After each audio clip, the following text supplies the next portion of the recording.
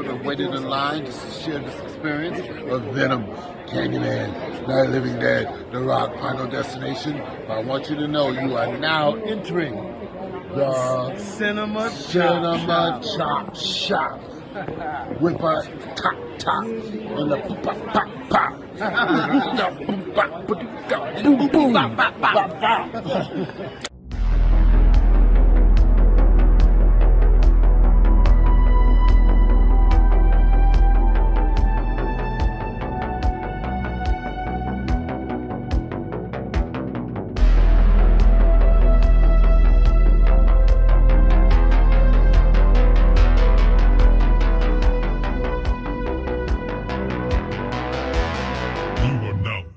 The Cinema Chop Shop. What's going on, everybody? It's David from the 80s, and you are now entering the Cinema Chop Shop, so park your ass right there. And while you're there, don't forget to hit the like, the share, and the subscribe button.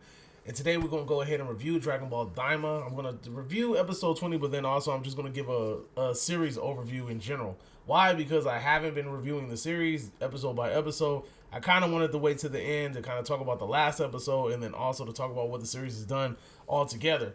So I kind of wanted to start off this with the praise, this being one of Akira Toriyama's last pieces of work or bodies of work before he passed away. This is a true testament to the man's mind. I mean, this series to me is one of the best Dragon Ball products that we've gotten in a while.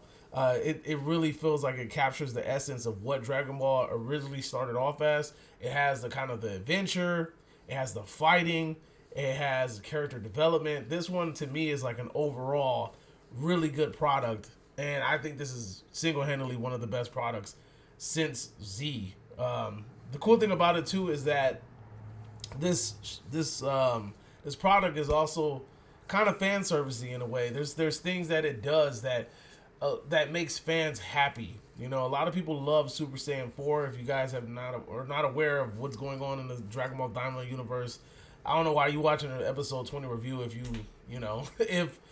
didn't want to be spoiled, but I'm pretty sure knowing the internet, I got fucking spoiled. I was mad about that. But anyway, we have the official Super Saiyan 4 kind of redesigned by Akira Toriyama. It kind of feels like it takes essence of the Super Saiyan God and kind of like blends it with the Super Saiyan 4, but then also it kind of looks like that Limit Breaker Super Saiyan 4 that was introduced in Dragon Ball Heroes. And, you know, again, this isn't like some brand new freaking idea. You know, GT did this already with the whole somebody wishing for the kids, for all the heroes to be small and kids. Or, well, they just really wish for Goku to be a kid. But this one kind of expanded that to everybody.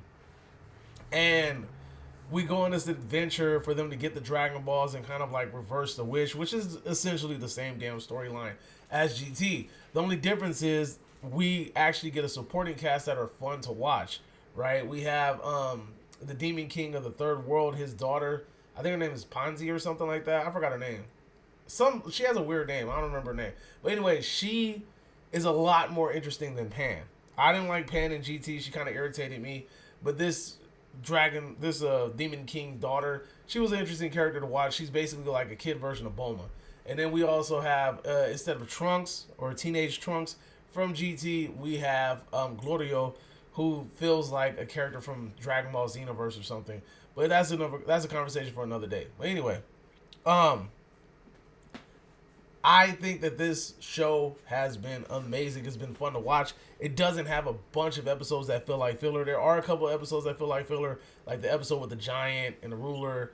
And there's a couple episodes that feel like it takes forever to get from one place to another. And, you know, some things feel a little bit, you know, like there's some power scaling mishaps. But at the same time, once you get to the end, you really feel like how restrained they were because of their childlike forms, you know?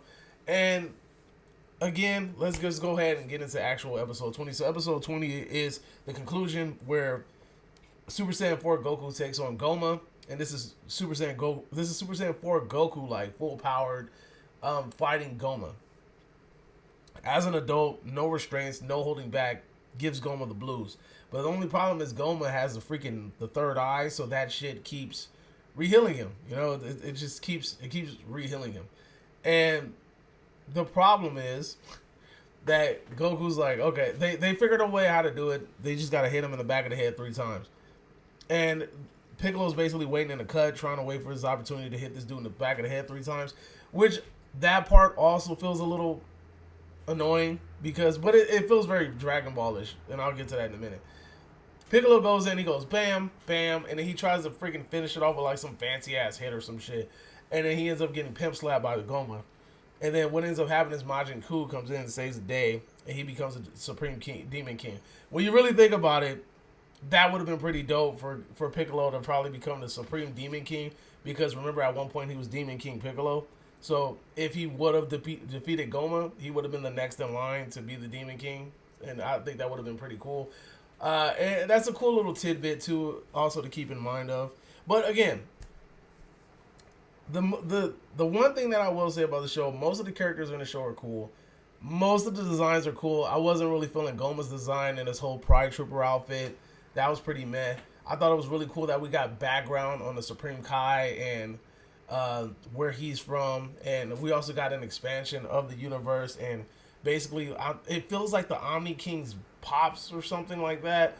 You know, we find out about how these universes were created, and I think this is a really cool concept to dive into, especially because we've been introduced to all these different universes. We know we have these 12 universes, right? And the problem is we've never been to any of them. The only time we've ever seen them is in the Tournament of Power, and it feels like a waste of an expanded universe.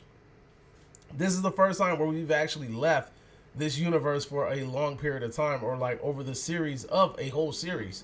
And it was really cool exploring a whole different world. Again, the animation in the show is freaking phenomenal, top notch, especially those fighting scenes. When Tamagamis, when Goku was fighting all the Tamagamis, or Vegeta was fighting the Tamagamis, so on and so forth, that was pretty epic. And then also we have the fan services, Super Saiyan 3 Vegeta. Again, it's all, I think the show was well done. My biggest gripe with the show is that I felt like, I think his name is Neva, the freaking old Namekian and shit from the Demon World. I felt like him giving Goku that power up that led to Super Saiyan 4 should have been like what gave Goku the Super Saiyan 4. The problem is that at the end they allude to it that Goku always had Super Saiyan 4 in the back pocket. It's just something that he never brought into, you know, the forefront, which is something that again gets alluded to in Dragon Ball, because Vegeta gets mad at Goku for having Super Saiyan 3 tucked in the pocket and not showing him, and just acting like he could only go up to Super Saiyan 2 and making Vegeta think that he was a lot more weaker than he was. And so we find out that Super Saiyan 4 was always in Goku's back pocket.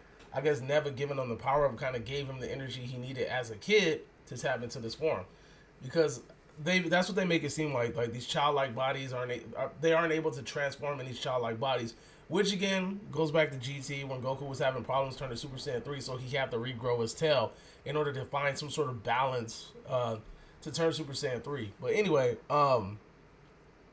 that's the one thing I don't like. I really felt like it should have been a power up given him by Neva, or if that's his name, I hope that's his name. And it should have been something that was only able to obtain in the demon world. I don't think that it should have been something that it's like, oh, I trained, I'm able to attain this form, this is something that I have in my pocket.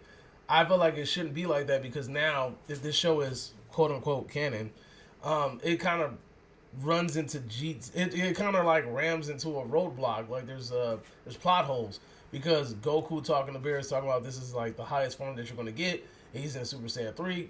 Vegeta never turned to Super Saiyan 3 makes sense to me. Why? Because he finds the drawback of Super Saiyan 3 to be unnecessary. He's like, okay, it's not an efficient form. Yeah, sure, you get this power boost, but at the same time, you waste a lot of energy. So that makes sense.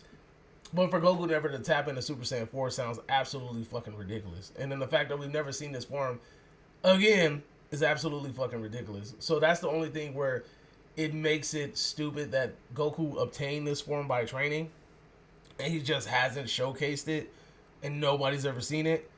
But it's been in his back pocket the whole time. That's the only thing that does not make sense. It would have made more sense if they would have said that this is a transformation that was only obtainable in the demon world. He got it from this power from Neva, or whatever the case may be. and it is what it is. And I remember people also alluding to the fact that, you know, Goku turned to Super Saiyan 4 and defeating Goma was going to kind of like run into Beerus's dream of the Super Saiyan God, and then it was going to tie those two together, which I think would have been a pretty cool tie-in, but they didn't go that route. But then also the show really doesn't end with Goku and the family back in you know, the regular world. It doesn't end like that. It ends with them stopping at the place where they got the revival bugs and stuff, and then they find out that, you know, the freaking third eye is being sold at a freaking at a market just randomly on the side of the road. So it stops there. So it makes it seem like this could continue, but who knows? You know, who knows? Again, overall, I had a lot of fun. Animation's dope. It feels like classic Dragon Ball. Goku doesn't feel like an idiot. This is, to me, this shit is way better than Super. Way freaking better than Super. Leagues better than Super. Because Super has problems ending a story. And I feel like this one, although it kind of ended a little like comedically, it ended well. It didn't feel like a really stupid ending, you know, or a sudden ending, or it didn't feel like an ass pull. This they really figured out how they wanted to execute, and they did so. All the characters are likable. Again, Goma's design is a little meh, but I mean, at the end of the day, it's all right. But this feels like classic Dragon Ball, and I was 100% behind it. So let me know in the comment section down below, what do you guys think? Did you guys like Dragon Ball Daima? Did you enjoy it as much as I did? Let me know. And you are now exiting the Cinema Chop Shop. Hope you guys are having a great day. Adios, homies. I want to play a game. Subscribe now. The choice is yours.